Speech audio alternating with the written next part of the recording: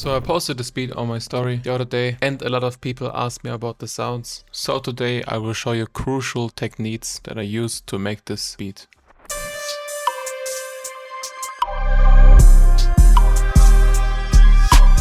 And then we had this verse part.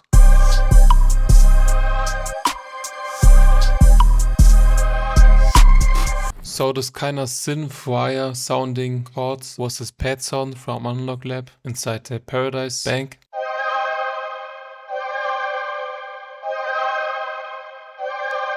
Some super simple chords just to give the beat a foundation. It's also important to note that the first sound that you start does not have to be the main melody. Give yourself the freedom to change the vibe of the whole beat while you're making it.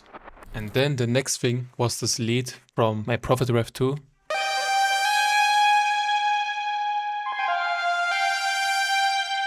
And this was the raw recording.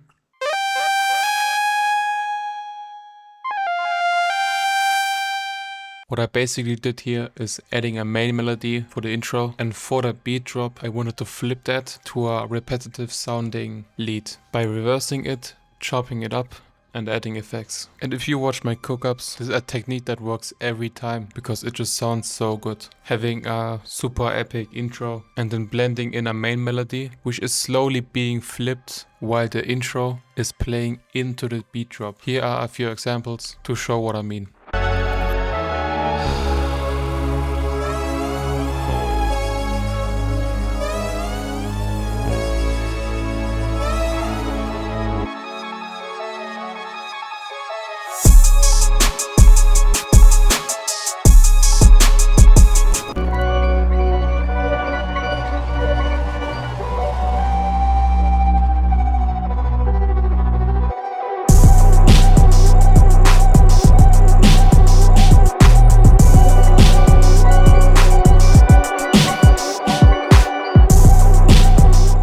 I use this technique a lot in my beats and you could try it as well in your next project. And now let's get back to the sample.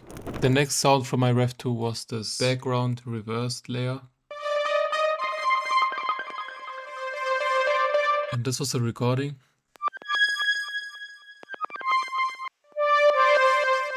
And as said, I reversed it and chopped it up again. And after the beat drops, so when the hook comes in, there's a cool call and response between the lead and the reversed layer. And what I mean by call and response is just spacing your melody so something else can also come in. But as you make the beats, you can find these pockets or even make them by cutting notes and then bringing in something else that complements that first melody. That's what call and response is. And as a sample maker and beat maker, you decide what the listener should be focused on in the parts of your beat or sample. And now let's get back to the sample.